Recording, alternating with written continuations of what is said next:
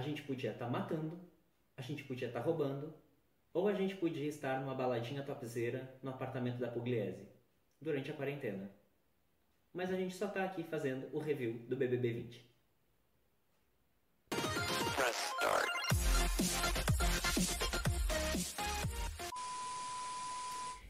E aí galera, tudo bem com vocês? Como vocês estão aí durante essa quarentena? Espero que todos seguros e com saúde. Se vocês perceberam, a gente já mudou o cenário, estamos incrementando, sempre melhorando, sempre buscando melhoras para vocês. Qualidade da imagem aqui, ó, tem coisa nova e esse ambiente mais aconchegante. Só que daí para isso, eu preciso da ajuda de vocês. Por quê? Tem que curtir, comentar, compartilhar e se inscrever no canal. Olha esse sininho aí embaixo, faz a Narcisa, dá o badalo, porque daí toda terça e toda quinta vocês vão receber as notificações de novos vídeos no canal. E por favor, comenta. Ai meu Deus, compartilha, curte. Agora que já acabou o drama, vamos falar sobre Big Brother Brasil 20. Por quê? Porque faz muito tempo que o programa não tem o impacto que teve a edição número 20. Faz muito tempo que não tem a audiência que teve, que não bomba nas redes sociais, pelo menos não de forma tão positiva, de pessoas gostando do programa e se envolvendo com o programa, mas principalmente nunca teve tanta treta, tanta polêmica pra gente comentar. E é isso que a gente vai fazer. A gente vai fazer, na realidade, uma autópsia do BBB 20. Bora começar? Bora! Hora do show, porra! E pra gente começar a falar do BBB 20, que particularmente eu adorei essa edição, a gente já tem que começar dando parabéns para a Thelma. Thelma, campeã, merecida, se comprometeu, foi lá, jogou bem. Quando teve que ficar quietinha no jogo, ficou. Quando teve que ir lá e falar e brigar, ela brigou. Oh, foi muito foda! Mas eu preciso dizer, eu não aguento mais vocês. Vai se fuder todo mundo, não aguento mais vocês. Então, a Thelma nada mais é do que uma verdadeira campeã de Big Brother. Ela soube jogar. Mas parece que nem todo mundo que entrou lá na edição 2020 estava disposto a isso. Não é mesmo, Pink Mouth? Boca rosa para quem não foi alfabetizado em inglês. Então, o que eu fiz? Eu dividi a nossa resenha da edição 2020 em 4 pontos, porque eu acho interessante a gente contextualizar a nossa crítica. Então a gente vai começar falando sobre estrutura, que nada mais é aquilo que a produção do programa ou até mesmo os próprios jogadores, eles determinam logo no início do jogo. Um exemplo de estrutura é isso que o Boninho fez de dividir a casa com o muro e as pessoas só se conhecerem depois de algum tempo dentro da casa. A questão de dividir a casa em 2 grupos não é de hoje. Isso já vem acontecendo em algumas edições do Big Brother. Só que essa foi interessante porque ele separou metade na pipoca e metade no camarote. O camarote nada mais era do que as pessoas que já eram conhecidas, já tinham uma certa fama aqui fora. Aqui eu tenho que assumir que eu já dou a minha primeira nota negativa. O primeiro cocôzinho vai para a questão de chamarem influencers e youtubers. Por quê? Diferente lá da edição 2010, que muita gente comparou o BBB 20 com o BBB 10, que eles tinham chamado ex-BBBs, só que aquele pessoal que entrou, que já tinha passado pelo Big Brother, não tinha muito a perder. Muito pelo contrário, eles tinham muito a ganhar. Então eles estavam dispostos a realmente se comprometer e se mostrar. Aqui não. O que a gente vê? Pessoas que têm um grande público aqui fora, e daí a gente está falando desses influencers e youtubers que tem mais de 1 milhão de seguidores, 5 milhões de seguidores, 10 milhões de seguidores, não querendo se mostrar tanto para não perder público aqui fora. Claro que para alguns isso funcionou, como Rafa Kalimann e Manu Gavassi, que até ganharam seguidores, só que para outros não foi muito positivo. Não é mesmo, Pink Mouth? Boca rosa para quem não foi alfabetizado em inglês. Então, quanto à estrutura de jogo, eu acho que o Boninho não mostrou nenhuma novidade e eu particularmente não gostei muito dessa questão dos influencers de início. Depois eu até entendi qual foi a proposta dele. Mas você gostou? Você curtiu essa divisão, aquele muro inicial? Comenta aí embaixo que eu quero saber a sua opinião. Quem sabe a gente não começa uma outra discussão. Vou esperar seu comentário. O que nos leva ao segundo ponto, que é a narrativa. A gente precisa estabelecer o que é narrativa. Narrativa num reality show é a maneira como a edição leva o material que os participantes oferecem para ela. Então, por exemplo, quando alguns participantes se juntam para fazer complô contra outro, é uma narrativa, porque a edição pode usar isso ou para justificar o comportamento daquele grupo, ou então para realmente mostrar que aquele grupo está errado e está armando contra alguém. A narrativa do Big Brother 20... O 20 é porque o babado é certo. Ela é muito curiosa, porque a edição ela não precisou fazer nada para ganhar uma narrativa de bandeja, que foi os homens se juntando para ferrar com as mulheres. Então, conversa machista, é um plano de... Eu vou ficar mexendo aqui no celular porque tá toda hora apagando a tela. A narrativa machista, a questão de tentar convencer mulher comprometida a trair, a ficar fazendo comentários escrotos. Tudo isso é narrativa. E eles se deram mal. Então, o Lucas Chumbo, o Adson, o Patrix, que inclusive saiu debaixo de uma polêmica muito grande. O Prior, e acho que o Guilherme também estava, né? E o Lucas que fez a harmonização facial, que eu nunca lembro o nome dele. Entendeu? Todos eles estavam juntos, tentando ali fazer um movimento para desestabilizar as mulheres. Isso é uma narrativa. Essa narrativa ela vai até uma certa parte do jogo e depois quando todos eles saem só sobra o Prior. Eu ia falar pior.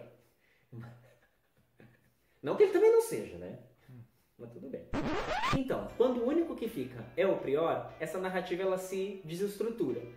E daí eles precisam criar outras narrativas. É aí que o Babu ganha mais destaque, é aí que as fadas sensatas começam a ser desconstruídas. Então tudo isso é narrativa. Eu gostei muito da narrativa desse Big Brother 20.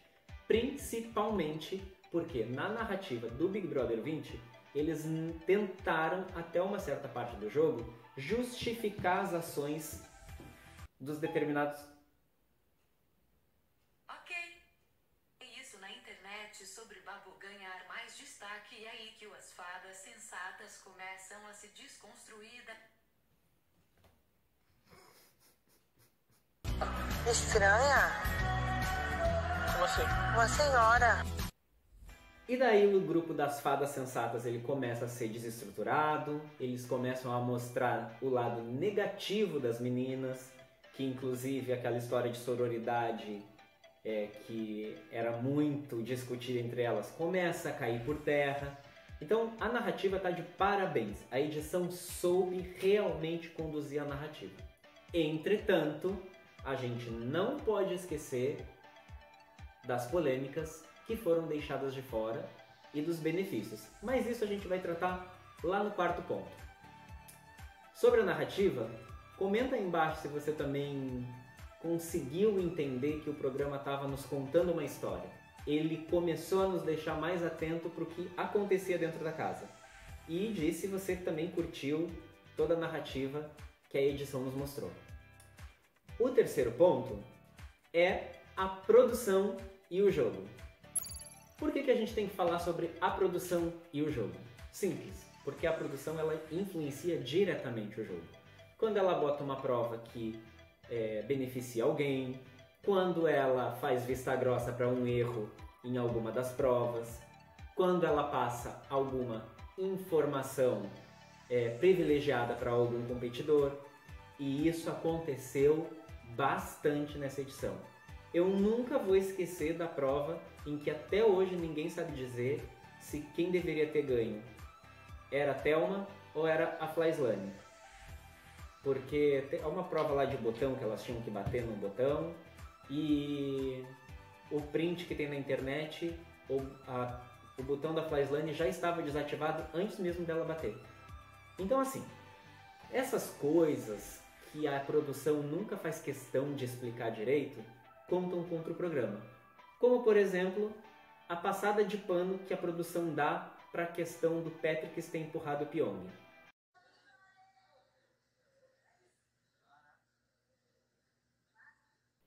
Não que eu goste do Pyong, né? Pelo contrário, por mim podia ter caído de cara no chão e quebrado a cara.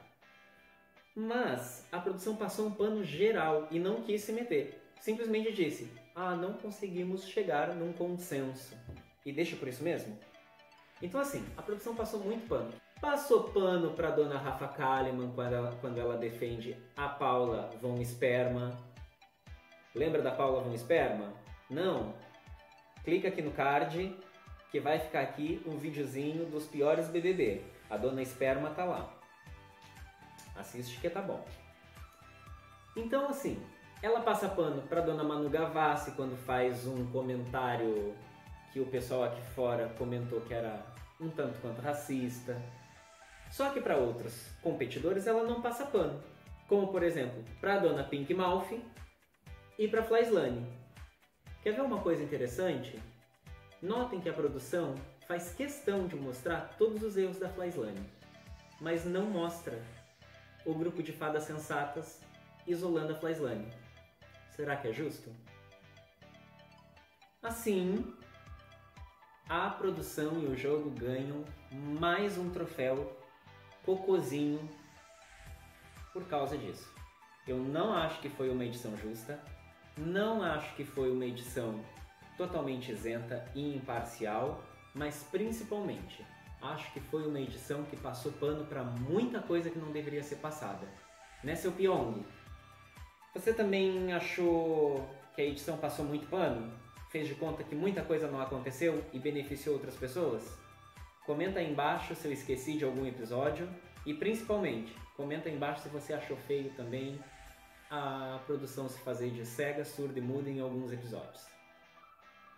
E então a gente chega ao último ponto. Thiago Leifert. Eu até cruzei o braço porque eu realmente não estou feliz com a apresentação do Thiago Leifert. Por que eu não estou feliz com seu Titi? Titi é um bom apresentador? É carismático? Também. Tem jogo de cintura? Muito.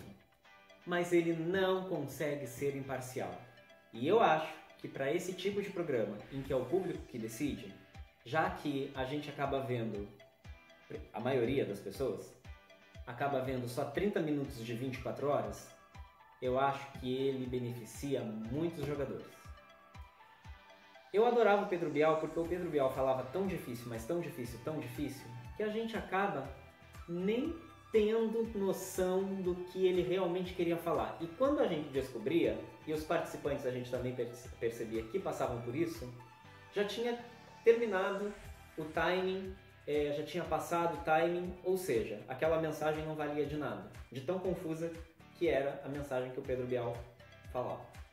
O Thiago Leifert ele não tem intelecto para fazer um discurso tão complexo, então ele dá informações de bandeja, como ele fez com vários competidores. Ele fez isso várias vezes nessa edição.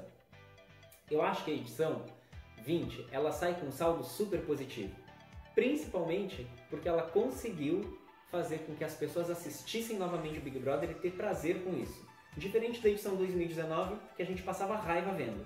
Não, a gente tinha prazer em assistir o Big Brother. A gente tinha prazer em ver o Pyong arrogante e depois ele saindo pela própria arrogância.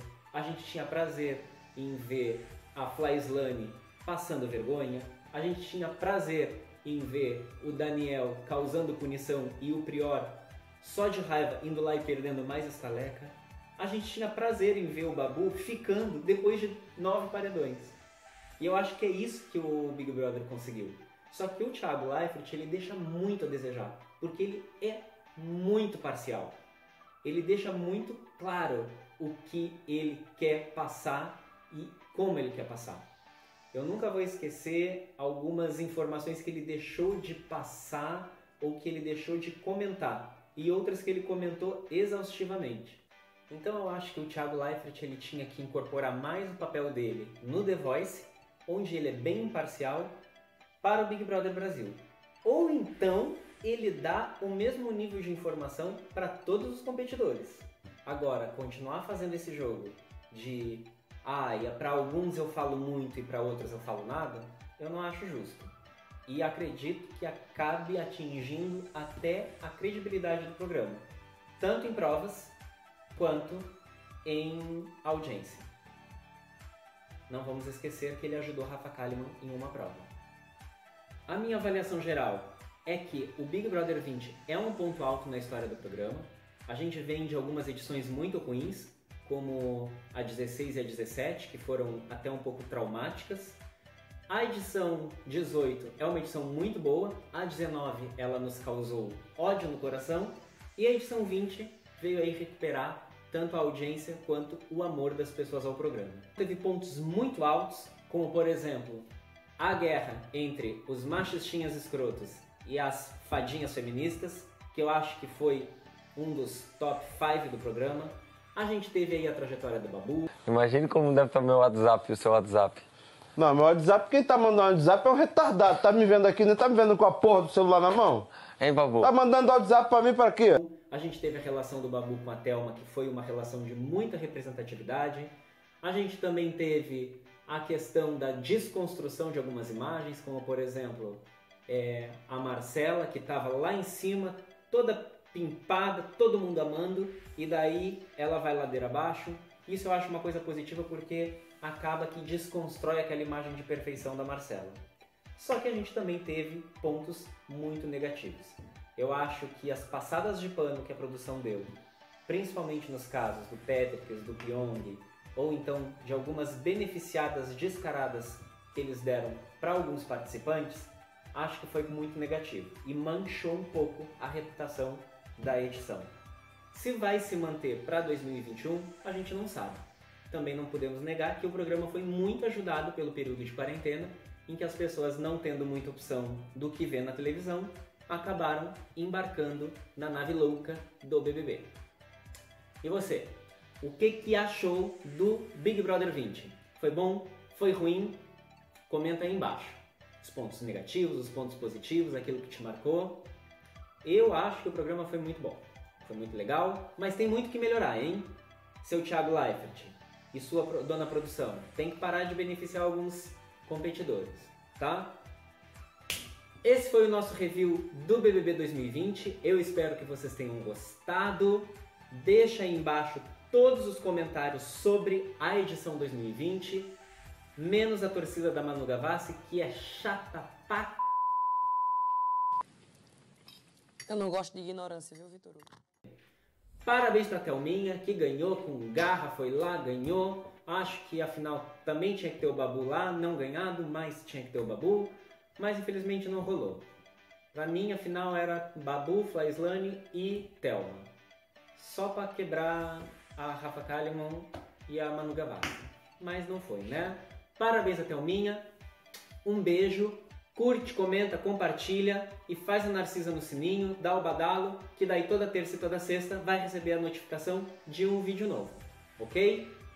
Tô esperando vocês, vou contar com todo mundo, senão não dá pra melhorar o cenário. Um beijo e fui! Eu sou muito inteligente também. Eu sou uma pessoa muito inteligente, porque eu quero. O que você tá com vontade de rir, Mariana? Não. Você me respeita. Não.